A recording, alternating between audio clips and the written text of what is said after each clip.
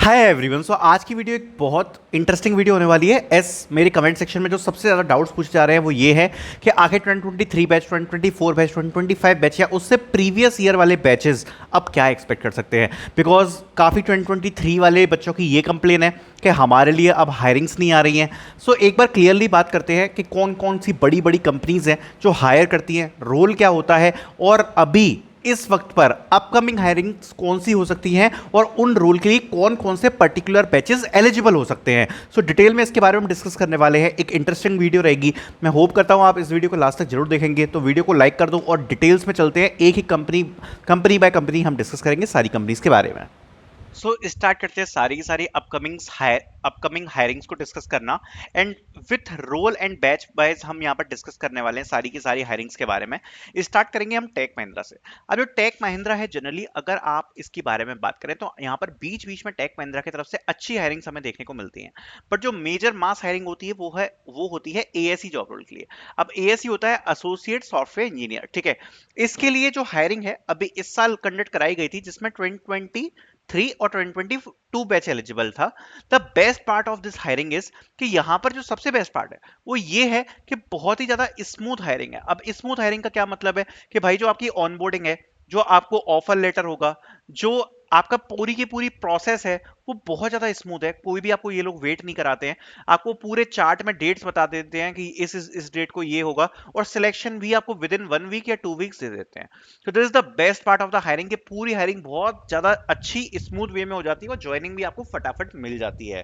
तो this is the best part. So Accenture so अभी Tech Mahindra की तरफ से आप 2023 एंड 2024 बैच की हायरिंग को एक्सपेक्ट कर सकते हो। बट विच डेट, कब एक्सपेक्ट कर सकते हो? तो देखो अभी ये वाली हायरिंग्स बस आने ही वाली होंगी, ज्यादा टाइम अब बचा नहीं है। बिकॉज जनरली 1 या 2 बार में ये लोग अपनी हायरिंग को ओपन करते हैं, अपने हायरिंग पेज को ओपन कर देते हैं। और अगर हम बात करें, जुलाई स्टार्ट होने वाला है, जनरली जुलाई से ही स्टार्ट हो जाती है। सो नेक्स्ट मंथ, ठीक है, नेक्स्ट मंथ से स्टार्ट हो सकती है इसकी हायरिंग। और 1-2 बार इनका हायरिंग पेज ओपन रहता है। नेक्स्ट मंथ से लेके आपके जनवरी, दिसंबर टू जनवरी तक आपकी जनरली आपकी ये हायरिंग्स कंटिन्यू हो सकती हैं। सो टेक महिंद्रा की तरफ से डेफिनेटली हमें काफी अच्छी हायरिंग्स देखने को मिलेंगी फॉर 2023-2024 बैच, ठीक है। देन आगे बढ़ते हैं, बात करते हैं डेलोइट ओटीएन। डिलॉयट ओटीएन एक टाइम पे काफी अच्छी चीज थी, बट इस साल इन्होंने जो गड़बड़ी करी है वो ये है। पहले उसके बारे में बाद में बात करेंगे, पहले बात करते हैं एलिजिबल बैच 2025 2024 के लिए यहाँ पर आ सकता है दिस ईयर। यहाँ पर ये जो आएगा वो नवंबर के आसपास आता है, जनरली नवंबर अक्टूबर के पास। एंड जो रोल आपको ऑफर किया जाता है वो होता है RFA, that is risk and financial advisory, ठीक है। नाउ इस साल हुआ क्या ना, इस साल एक चीज इन्होंने गड़बड़ कर दी। जो चीज इन्होंने गड़बड़ कर दी वो ये है कि आरएफए में ये लोग पहले कह रहे हैं कि थर्ड पार्टी आपको ट्रेनिंग कराएगी, ठीक है, थर्ड पार्टी आपको ट्रेनिंग देगी।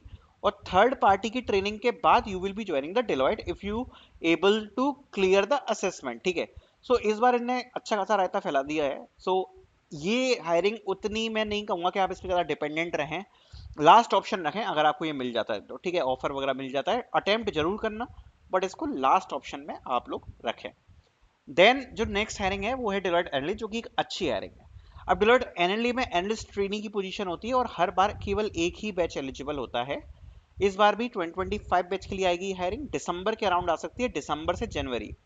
दिसंबर से जनवरी इस हायरिंग का आने का टाइम है, जो कि 2025 बैच के लिए आ रही होगी। नाउ इसके लिए यहाँ पर एक चीज और बताना चाहता हूँ, जिन लोगों का 2024 बैच में सिलेक्शन हो गया है, काफी लोग पूछ रहे हैं इसके बारे में डाउट, तो मैं आपको बोलूंगा कि चिल करो आराम से। इसकी जो ऑनबोर्डिंग है वो आपकी अगस्त के बाद से स्टार्ट हो जाती है। जो ऑफर लेटर है वो भी आपको अगस्त के आसपास आ जाएगा। सितंबर से ऑनबोर्डिंग्स आपके ऑन ग्राउंड होना चालू हो जाएंगी। सिलेक्शन हो गया, 2-4 महीने का टाइम है, एंजॉय करो और उसके बाद आपको उसकी ज्वाइनिंग्स वगैरह जरूर मिल जाएंगी। बट आपको थोड़ा सा वेट करना पड़ेगा जुलाई तक।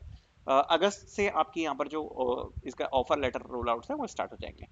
देन बात करते हैं कॉग्निजेंट की। कॉग्निजेंट जो है वो यहाँ पर बेसिकली 2 रोल्स हैं। एक है सीआईएस, ठीक है। अब सीआईएस के लिए जनरली कॉग्निजेंट हर साल हायर कर रही है। प्रीवियस 3 बैच एलिजिबल होते हैं, तो जैसा मैंने इसमें लिख रखा है 2024 2023 2022, ये 3 बैचेस के एलिजिबल होने की इस बार पॉसिबिलिटी है। ये भी एक काफी अच्छी हायरिंग है। ऑनबोर्डिंग भी अच्छी से दे देते हैं, हाल दे देते हैं, फटाफट सिलेक्शन भी हो जाता है। तो इसको भी मैं कहूंगा कि एक स्मूथ हायरिंग है, एक अच्छी हायरिंग है। इसके लिए भी you can try your level best.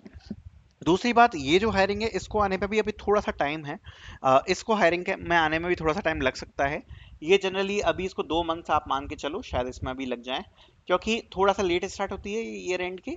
सो इसको भी you can expect. Then gen C PT PAT analyst, अगर इस रोल के लिए कोई भी हायरिंग आती है, क्योंकि 2022 के बाद यहाँ पर कोई भी हायरिंग हमें देखने को नहीं मिली जो कि ऑफ कैंपस आई हो for gen C PT PAT और एनालिस्ट, ऑन कैंपस हमें देखने को मिल रही है, ठीक है।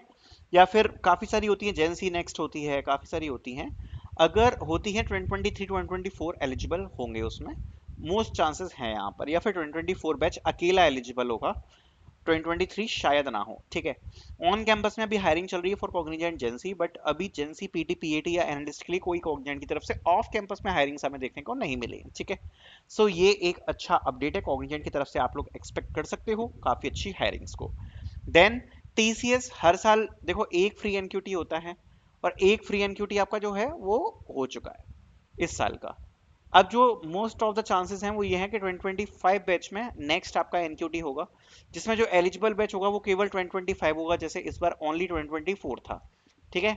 एंड जो रोल ऑफर किए जा रहे हैं वो है TCS Ninja digital and prime. अभी जो निंजा डिजिटल एंड प्राइम है, यही 3 रोल हैं जो ऑफर करती है टीसीएस, और मोस्ट प्रोबेबली अब नेक्स्ट ईयर ही यहाँ पर हायरिंग्स इसकी देखने को मिलेंगी, ठीक है। देन इन्फोसिस के बारे में बात करते हैं। इन्फोसिस का जो एसपी डीएसई जॉब रोल है, एलिजिबल बैच 2025 होगा, इस साल ऑलरेडी आप देख सकते हो हायरिंग्स आ चुकी हैं। सिस्टम इंजीनियर के बारे में अभी बात करेंगे, but the main part of Infosys is कि इन्फोसिस यहाँ पर ऑफ कैंपस में ढंग से हायरिंग नहीं कर रही है, इस साल भी अच्छे से हायरिंग नहीं हुई, 2022 के बाद से ही बंद है इन्फोसिस की ऑफ कैंपस में अच्छे से हायरिंग, ठीक है। जो हायरिंग्स हो रही हैं वो पार्टनर कॉलेजेस के लिए हैं, या फिर ऑन कैंपस हो रही हैं, है ना। तो जो एक प्रॉपर आपकी ऑफ कैंपस हायरिंग होती है वो तो हमें देखने को नहीं मिल रही है फ्रॉम इन्फोसिस। एंड अभी इस साल का भी थोड़ा मुश्किल लग रहा है from Infosys. And system engineer तो ऑन कैंपस ही चल रही है, और अभी लास्ट 2 ईयर्स से अगर बात करें तो ऑफ कैंपस में सिस्टम इंजीनियर के लिए हायरिंग हमें देखने को नहीं मिली है फ्रॉम इन्फोसिस, ठीक है। एंड 2025 बैच के लिए यहाँ पर एसपी और डीएसई जॉब रोल, इसके लिए यहाँ पर नेक्स्ट ईयर ही अब हायरिंग्स देखने को मिलेंगे। एंड आई वुड से कि ज़्यादा इस पर डिपेंड मत रहना, क्योंकि इन्फोसिस से थोड़े से चांस कम ही रहते हैं हायरिंग्स वगैरह के, है ना। अभी ऑन कैंपस कर दिया है ना टोटली, ऑफ कैंपस में काफ़ी हद तक बंद कर रखी है हायरिंग्स, है ना। देन बात करते हैं कैप जेमिनाई की। तो कैप जेमिनाई ने इस बार एक अलग ही खेल कर दिया है, उसके बारे में बात करेंगे। सो कैप जेमिनाई की तरफ से इस बार हायरिंग आई थी सुपर सेट पर, ठीक है। बट जो हायरिंग थी वो केवल ओनली फॉर गर्ल्स थी, डाइवर्सिटी हायरिंग थी, है ना, डाइवर्सिटी हायरिंग थी। And the shocking part is कि जब cap Gemini on campus I, the biggest shocking part is कि ऑन कैंपस में भी ओनली गर्ल्स हायरिंग थी मोस्ट ऑफ द कॉलेज में, केवल गर्ल्स एलिजिबल थी कैप जेमिनी के लिए। This was the most shocking part, क्योंकि ऑन कैंपस में मैंने ऐसा होते हुए नहीं देखा है, मतलब बहुत ही कम देखा होगा, मतलब रेयर केस में ही देखा है, बट इस साल ऐसा हुआ, ऑन कैंपस में गर्ल्स के लिए ही रिक्रूट किया कैप जेमिनी ने। अब जनरली जो पोजीशन है जिसके लिए analyst, A4 analyst, A3 analyst और सर्विस डेस्क के लिए हायर करती है, ऑफ कैंपस में कोई प्रॉपर हायरिंग देखने को नहीं मिली जिसमें सभी लोग एलिजिबल हों। एंड अगर हायरिंग आती है इस इनमें से किसी रोल के लिए, 2022 के बाद से कोई भी हायरिंग नहीं आई है कैपजेमिनी की तरफ से, एक प्रॉपर जो प्रॉपर हायरिंग हम बोलते हैं। सो अगर आती है तो उसमें 2023 या 2024 ये दोनों बैच एलिजिबल होना चाहिए। पहले कैपजेमिनी की बिल्कुल सेपरेट हायरिंग आती थी, ए3 एनालिस्ट जिसके लिए बीएससी बीसीए वालों के लिए हायरिंग होती थी, प्रॉपर होती थी ऑफ कैंपस में काफी बड़ी हायरिंग। ए4 एनालिस्ट होती थी फॉर बी बीटेक वालों के लिए, बी बीटेक एमसीए वालों के लिए, ठीक है। अब इस बार तो प्रॉपर अभी तक कोई हायरिंग आई नहीं है, और अगर आ जाती है फ्यूचर में चांसेस थोड़े कम लग रहे हैं। 2023 2024 बैच ही एलिजिबल होंगे, ऑन कैंपस में भी इस बार गर्ल्स हायरिंग ही देखने को मिली है। देन बात करते हैं, yes, so that's it. I hope you guys enjoyed this video. I covered all the companies, so thank you so much.